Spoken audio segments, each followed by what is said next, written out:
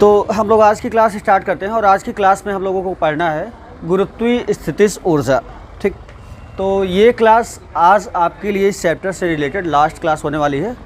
Numericals जो भी हैं इससे रिलेटेड कुछ मैंने करवाए हैं और कुछ और न्यूमेरिकल्स जो हैं वो मैंने ऑलरेडी चैनल पर डाल रखा है। तो आप लोगों से मतलब सजेशन है एक कि आप लोग उस पर देख लीजिएगा, ठीक है।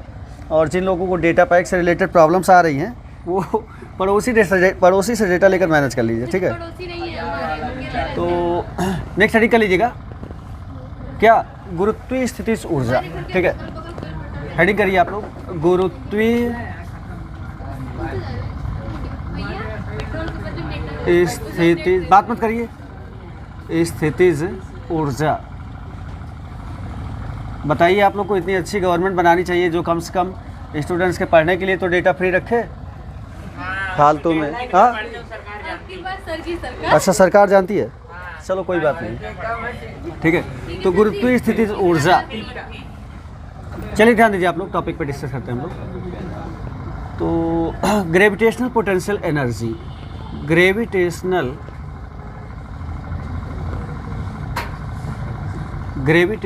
पोटेंशियल एनर्जी,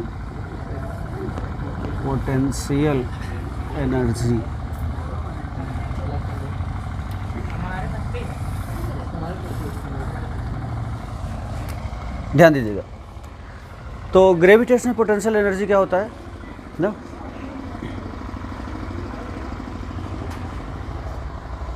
हो गई हेडिंग।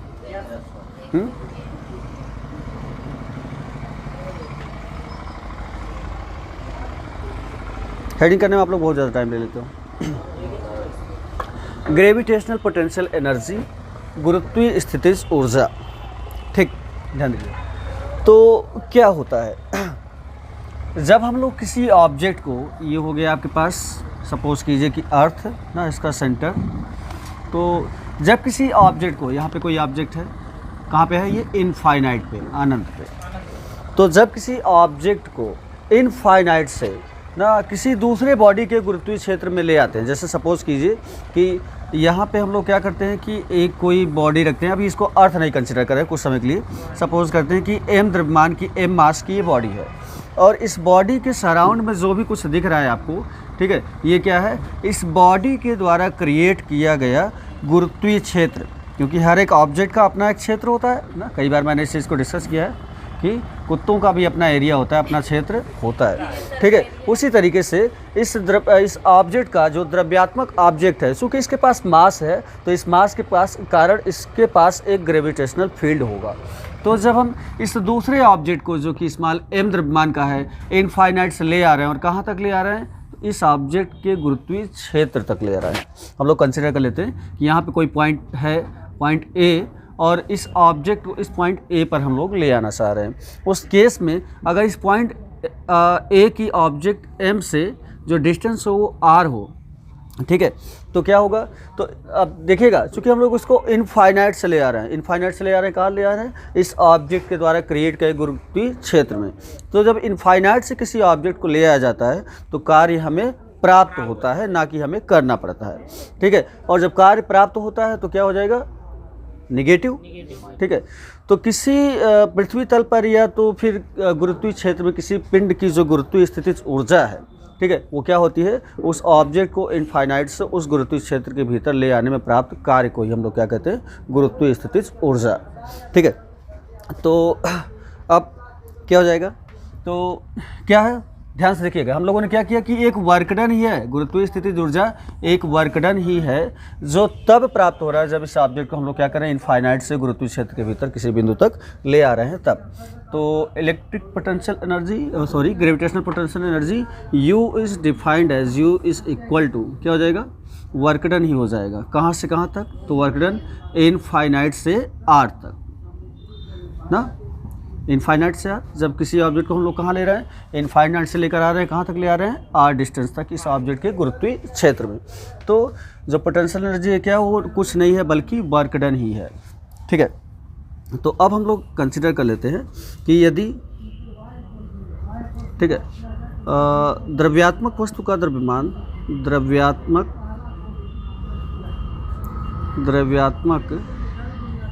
वस्तु का द्रव्यमान कैपिटल एम हो, ठीक है, कैपिटल एम हो, तथा इसके कारण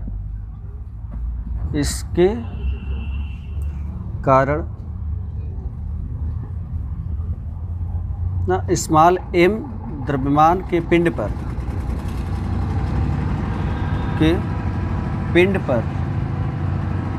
कार्य करने वाला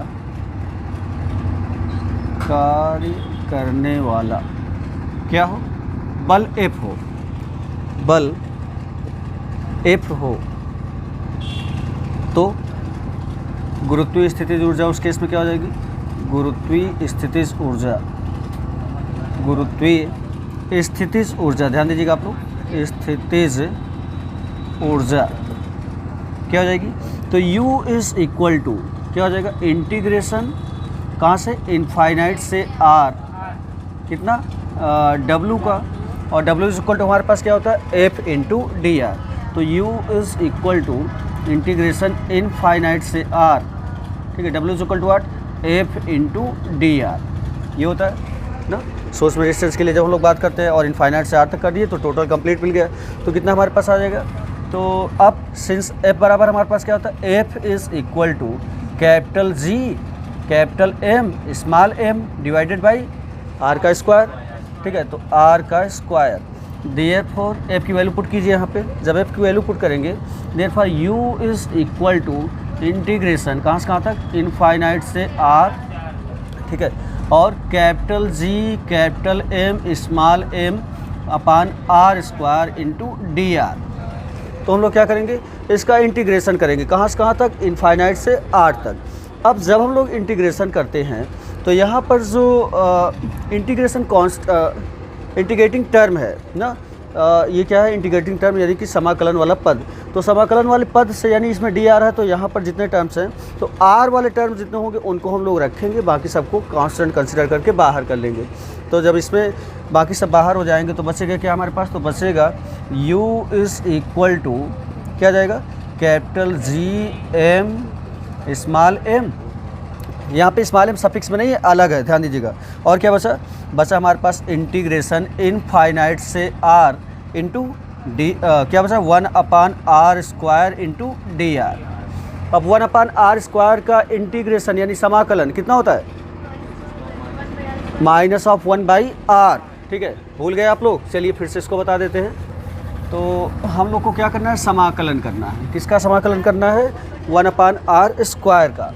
तो इसको जब हम लोग करते हैं तो सिंस हमारे पास फॉर्मूला होता है इंटीग्रेशन x की power n into D x is equal to x की power n plus 1 divided by n plus 1, जितना x की पावर होती है उतना ही हमें कहाँ पे, डिनोमिनेटर में लिखना पड़ता है। तो यहाँ पे आपके पास क्या, 1 अपान R स्क्वायर, तो देयरफॉर ये रफ वर्क है, ध्यान दीजिएगा, मैं इरेज कर दूंगा तुरंत, therefore 1 upon R square into D are, इसको हम कैसे लिख सकते हैं, R स्क्वायर को ऊपर ले जाएंगे तो इसको लिख सकते हैं R की पावर -2 इंटू डी आर ना, 1 अपान R स्क्वायर को ऐसा लिखेंगे, तो x की पावर n, यहाँ पे R की पावर कितनी है, -2, तो n की जगह पे -2, तो इसका हो जाएगा आपका R की power -2 plus 1 divided by -2 plus 1, तो कितना बचा, R की पावर -1 डिवाइडेड बाई -1, तो ये वाला माइनस हम लोग सामने यानी पहले ले आ लेंगे, बचेगा क्या, R की पावर -1, तो इसको लिख सकते हैं माइनस ऑफ 1 बाई R, सही है। तो आप लोग इसको डायरेक्ट रिलेशन आपको यूज़ करना है, जहाँ पर भी integration 1 upon R square into D R दे उसकी जगह पे -1 अपान R, ठीक है। तो जब इससे हम लोग पुट करेंगे, आ रहा है उसमें, ठीक है, तो पुट करेंगे क्या हो जाएगा, तो U will be equal to capital G capital M small m into इसकी जगह पे -1 बाई R, और क्या, लिमिट इनफाइनाइट से R तक, वैल्यूज़ पुट कीजिए, पहले अपर लिमिट फिर लोअर लिमिट, ठीक है। तो इसको हम लोग इरेज कर देते हैं, जो काम की चीज़ हमारे पास नहीं है, रफ वर्क है, तो ये आप लोग रफ में कर लीजिएगा, और कई बार ये चीज़ें डिस्कस हो चुकी हैं, तो जो बायो वाले हैं उनके लिए भी प्रॉब्लम नहीं होनी चाहिए, थोड़ा सा फॉर्मूला तो आपको लर्न हो सकता है, ठीक है। कितना आ जाएगा हमारे पास, तो U इज इक्वल टू बचा, तो U will be equal to capital G capital M small m, और क्या बचा हमारे पास -1/r। तो माइनस को आप बाहर, माइनस है तो माइनस को बाहर ले लीजिए, नो प्रॉब्लम। माइनस जब बाहर आ गया तो बचा क्या 1/r। लिमिट अप्लाई कर दीजिए, तो 1/r लिमिट कहाँ से कहाँ तक, इनफाइनाइट से r। जब आप लिमिट अप्लाई करेंगे तो पहले अपर लिमिट, तो minus capital G capital M small m, upper limit कितना है आपके पास, r की जगह पे r, तो 1/r माइनस करके 1/r की जगह पे इनफाइनाइट, और 1/इनफाइनाइट की वैल्यू 0। ठीक है, तो जब ये 0 हो गया तो हमारे पास केवल ये टर्म बचा, तो u की जो वैल्यू है हमारे पास आ गई, u इज़ इक्वल टू कितना आया, u is equal to minus में capital G capital M small m divided by r। ये आपके पास रिक्वायर्ड रिजल्ट आ गया, किसमें, जूल में। एनर्जी है, एनर्जी का मात्रक जूल होता है। जूल पर किग्रा किसका मात्रक होता है, बोलो, अभी आप लोग निकाले थे। जूल पर किलोग्राम किसका मात्रक होता है, गुरुत्वीय विभव का। ठीक है, हाँ, नोट डाउन।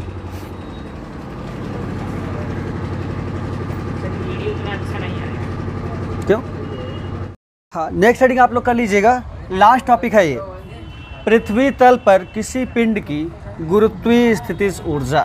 ठीक है, इस चैप्टर की लास्ट टॉपिक, और इसके बाद हम लोग इस चैप्टर को फिनिश करेंगे। पृथ्वी तल पर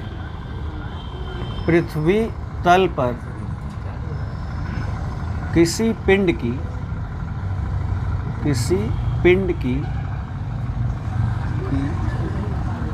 गुरुत्वीय स्थितिज ऊर्जा,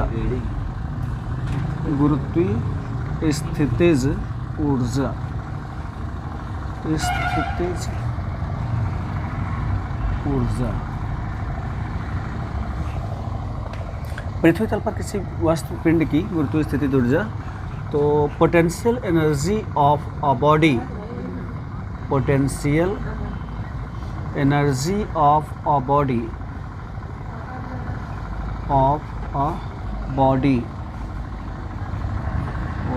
एट अर्थ सरफेस।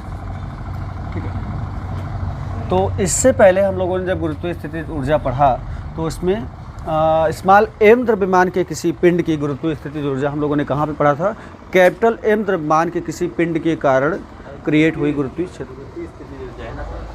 स्थिति ऊर्जा, ग्रेविटेशनल पोटेंशियल। ठीक है, लिख लीजिए, ग्रेविटेशनल पोटेंशियल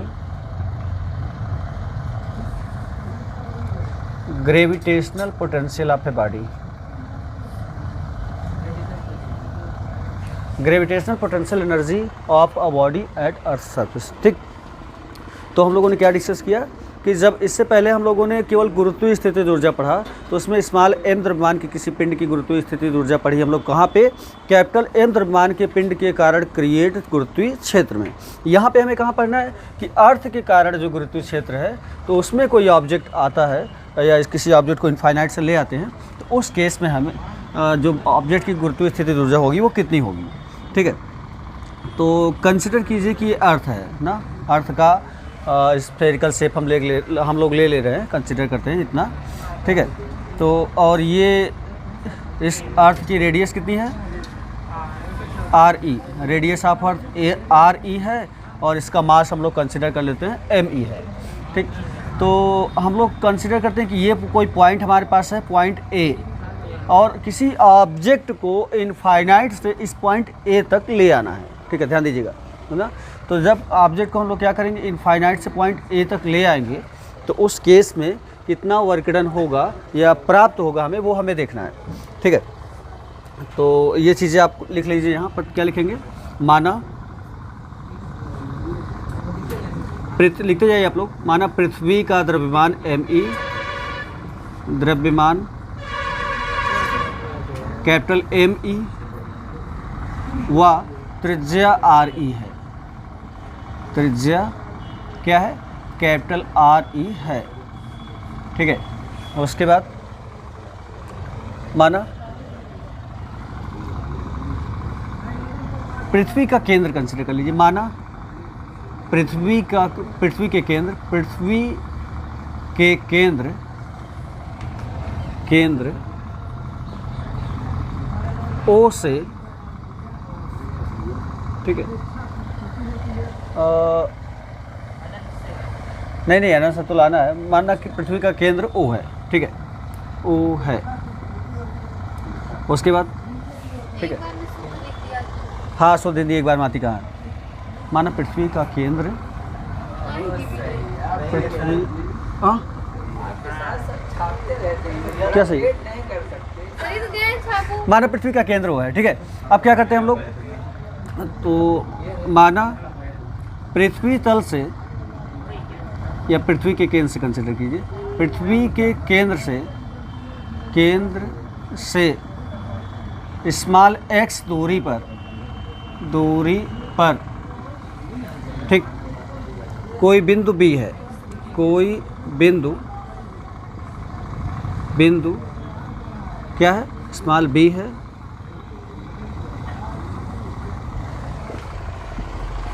डिस्टर्बेंस पड़ा क्यों जाता है।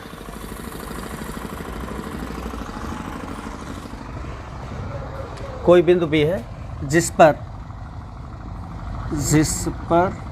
स्मॉल एम द्रव्यमान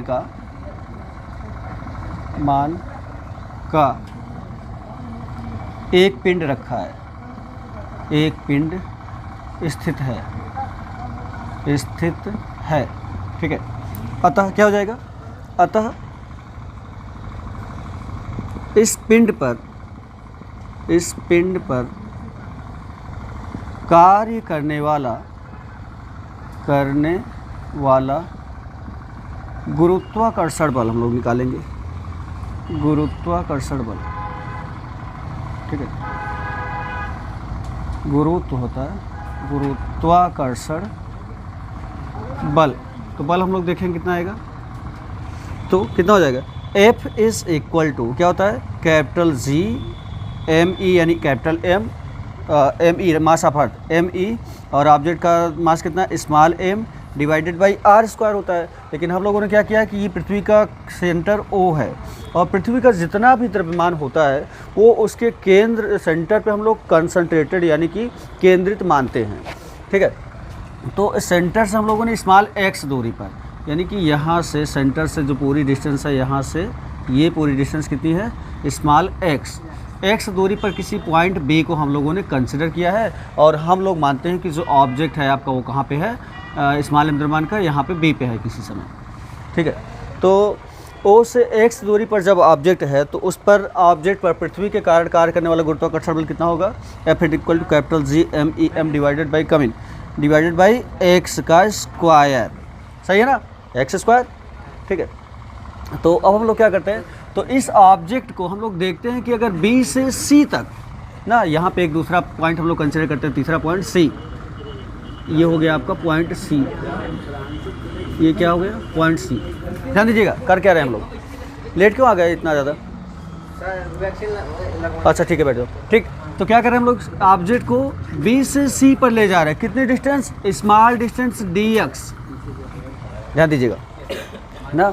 तो हम इस ऑब्जेक्ट को पॉइंट B से पॉइंट C पर स्मॉल डिस्टेंस dx तक ले जाते हैं, एम द्रव्यमान का जो ऑब्जेक्ट हमारे पास है, और देखते हैं कि उस केस में हमें जो एक स्मॉल वर्क डन करना पड़ेगा वो कितना होगा, ठीक है। तो माना, ठीक है, पिंड को बिंदु कहाँ से कहाँ तक, बिंदु B से बिंदु C तक सूक्ष्म दूरी dx तक विस्थापित करते हैं, dx तक विस्थापित करते हैं, विस्थापित कर दीजिए, विस्थापित करते हैं। तो इस केस में क्या हो जाएगा, अतः किया गया सूक्ष्म वर्क डन, किया गया किसके विरुद्ध किया गया, गुरुत्वाकर्षण बल के विरुद्ध किया गया, अतः गुरुत्वाकर्षण बल के विरुद्ध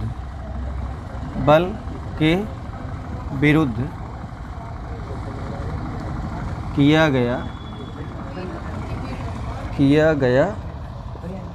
सूक्ष्म कार्य, ध्यान दीजिएगा, जब कार्य। जब डिस्प्लेसमेंट सोर्स में है तो वर्क डन भी सोर्स में होगा, और कितना होगा, तो सोर्स में वर्क डन हम लोग निकालेंगे तो यहाँ से हमारे पास आ जाएगा तो डी डब्ल्यू, तो D W is equal to what, W बराबर एफ इंटू डी एक्स, ठीक है, तो एफ इंटू डी एक्स, ठीक है। और हमें क्या, जब सोर्स में वर्क डन हमें इतना काम करना पड़ रहा है तो इस ऑब्जेक्ट को हमें क्या करना, यहाँ पृथ्वी के तल से इनफाइनाइट तक ले जाने में कितना वर्क डन करना पड़ेगा, ध्यान दीजिएगा, ठीक है। तो बी से सी तक ले जाने में डी एक्स डिस्टेंस में स्थापित करने में वर्क डन कितना करना पड़ रहा है, डी डब्ल्यू। तो अगर हम पृथ्वी के तल से, यानी कि यहाँ पृथ्वी के तल से डिस्टेंस कितना है, आर ई, तो आर ई से इनफाइनाइट तक ले जाए तो वर्क डन कितना करना पड़ेगा, ठीक है। अतः इधर कर दे रहे हैं ना, अब जगह बची है, यहाँ देखिएगा। अतः पिंड को आर ई से कहाँ तक, इनफाइनाइट तक ले जाने, आर ई मतलब पृथ्वी के तल से अनंत तक ले जाने में किया गया कार्य, ले जाने में किया गया कार्य, तो कितना वर्क डन हो जाएगा, तो किया गया कार्य आपका कितना हो जाएगा, तो कैपिटल डब्ल्यू, तो capital D W is equal to what, integration किसका, डी डब्ल्यू का, कहाँ से कहाँ तक, आर ई से इनफाइनाइट तक। ध्यान दीजिएगा, हम लोग अभी ले जा रहे हैं, अभी ला नहीं रहे हैं, अभी केवल ले जा रहे हैं, इसलिए हमें कार्य क्या मिलेगा, धनात्मक मिलेगा, ठीक है। तो आर ई से इनफाइनाइट तक करेंगे डी डब्ल्यू का ना, वैल्यूज पुट कीजिए, तो जो वैल्यूज जब पुट करेंगे कितना हो जाएगा, integration W is equal to what, W is equal to integration R E से इनफाइनाइट किसका, डी डब्ल्यू की वैल्यू कितनी है हमारे पास, एफ इंटू डी एक्स, ठीक है, एफ इंटू डी एक्स। और एफ की वैल्यू क्या है, एफ की value capital G M E M divided by X का स्क्वायर, ठीक है। तो नोट डाउन कर लीजिए आप लोग पहले, हम लोग इसके आगे बढ़ेंगे, ध्यान दीजिएगा आप लोग। तो इसको हमें इंटीग्रेट करना है, तो एफ की वैल्यू पुट कर दीजिए, क्या था हमारे पास, तो क्या हो जाएगा, therefore W will be equal to integration कहाँ से कहाँ तक, आर ई से इनफाइनाइट तक, और एक्स की वैल्यू क्या थी, capital G M E mass of earth small m divided by x square into D x. तो एकदम पिछले वाला रिजल्ट जैसा है, तो डब्ल्यू इज़ इक्वल टू, यहाँ पर हम लोग क्या करेंगे, capital G M E small m common हो जाएगा, इंटीग्रेशन आर ई से इनफाइनाइट तक किसका करेंगे, 1/x square into D x. तो जब हम 1/x स्क्वायर का डी एक्स के रिस्पेक्ट पे इंटीग्रेशन करेंगे, समाकलन करेंगे, क्या आएगा, -1/x, अभी हम लोग कर चुके हैं। तो therefore W will be equal to capital G M E small m, और क्या बचा, -1/x, लिमिट अप्लाई करेंगे कहाँ से कहाँ तक, आर ई से इनफाइनाइट तक, ठीक है। तो ये वैल्यू कितनी आएगी, तो डब्ल्यू इज़ इक्वल टू कितना आया, capital G M E M, values put कीजिए, तो माइनस को बाहर ले लीजिए, जब माइनस को बाहर लेंगे तो क्या बचा आपके पास, 1/x, तो x की जगह पर पहले इनफाइनाइट रखेंगे, अपर लिमिट, तो 1/इनफाइनाइट, फिर माइनस करके लोअर लिमिट 1/RE, ठीक है, कितना हो जाएगा, तो W will be equal to minus capital G M E small m into one by infinite की वैल्यू 0, तो 0 - 1/RE, ठीक है। तो अंदर माइनस का मल्टीप्लाई करेंगे तो W will be equal to capital G M E small m divided by RE, ये लो प्लस में आ गया। अब आप लोग कहोगे कि पोटेंशियल एनर्जी तो यहाँ पे प्लस में आ गई, तो ये पोटेंशियल एनर्जी नहीं है, ठीक है, क्योंकि यहाँ पर तो हम उस एनर्जी को कैलकुलेट किए हैं जब किसी ऑब्जेक्ट को पृथ्वी के तल से इनफाइनाइट पर ले जाया जा रहा है, जबकि पोटेंशियल एनर्जी क्या होती है, वह एनर्जी होती है जो हमें तब प्राप्त होती है जब ऑब्जेक्ट को इनफाइनाइट से पृथ्वी के तल तक ले आते हैं, ठीक है। तो यहाँ पर हम इस चीज़ को लिख देंगे, अतः पिंड को अनंत से पृथ्वी तल तक ले आने में पिंड की स्थितिज ऊर्जा या गुरुत्वीय स्थितिज ऊर्जा ना, गुरुत्वीय स्थितिज ऊर्जा, स्थितिज ऊर्जा कितनी हो जाएगी, कितनी हो जाएगी? तो U इज इक्वल टू, इससे हम लोग क्या कर देंगे, इससे हम लोग निगेटिव कर देंगे। तो U is equal to minus W, which is equal to minus capital G M E small m divided by R E. तो दिस इज रिक्वायर्ड रिजल्ट, ध्यान दीजिएगा ना। बट हमारे पास एक चीज़ और पता है, क्या पता है ना, but G M E is equal to what, G R E square. ये कहाँ पे होता है, कहाँ पे होता है? पृथ्वी के तल पर, ठीक है। जब हम लोग पृथ्वी के तल पर बात करते हैं तो जी एम ई की जगह पे हम लोग क्या करते हैं, जी आर ई स्क्वायर पुट करते हैं ना। तो ये कहाँ पे होता है, तो यहाँ पे लिख देना इसको, कहाँ पे, एट अर्थ सरफेस, एट अर्थ से, हाँ कई बार लिखवाए हैं, अर्थ से सरफेस कई बार लिखवाए हैं, ठीक है। तो पृथ्वी की सतह पर जब हम लोग होते हैं तो जी एम ई की जगह पे जी आर स्क्वायर पुट करते हैं। तो जब पुट करेंगे तो देयरफॉर यू विल बिकम, तो यू बिकम्स कितना, माइनस जी एम ई की जगह पे जी आर ई का square into m divided by R E. तो एक आर ई से स्क्वायर कैंसिल आउट, तो u is equal to minus G R E into m. तो ये आपकी पृथ्वी के तल पर गुरुत्वीय स्थितिज ऊर्जा हो जाती है।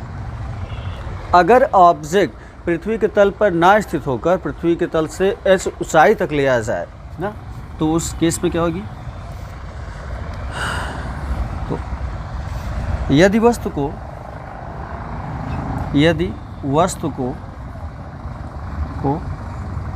पृथ्वी तल से h ऊंचाई तक ले आया जाए ना, या ऊंचाई पर ले आया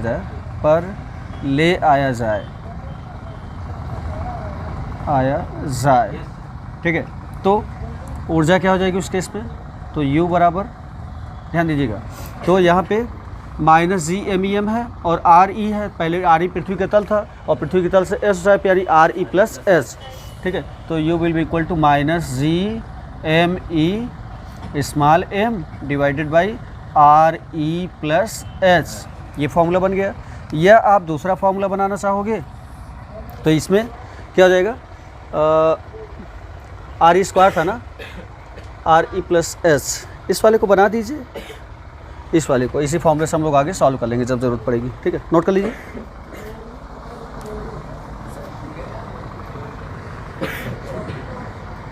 तो पृथ्वी तल पर बात मत कीजिए, पृथ्वी के तल पर हम लोगों ने गुरुत्वीय स्थितिज ऊर्जा देखा तो U इज़ इक्वल टू हमें मिला कितना, माइनस में capital G M E small m divided by R E, इतना ही मिला है ना, ठीक है।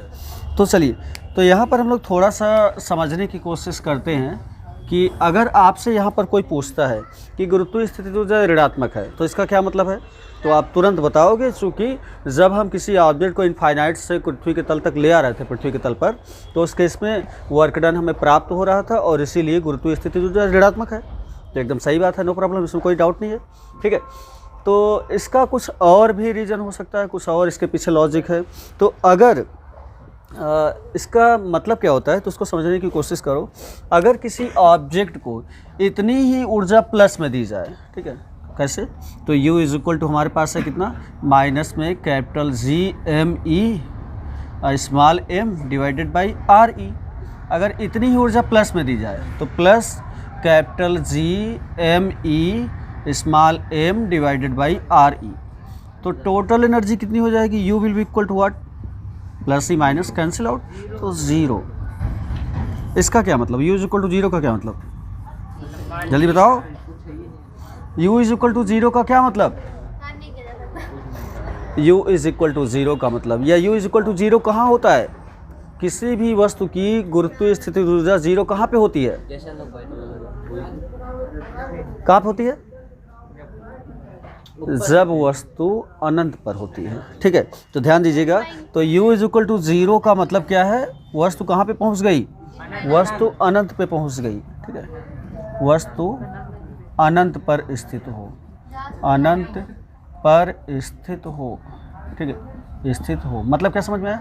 मतलब ये समझ में आया कि अगर हम किसी वस्तु को प्लस में capital GME divided by RE energy दे दें तो वस्तु तुरंत ही क्या करेगी, पृथ्वी के तल को छोड़कर अनंत पर पहुंच जाएगी।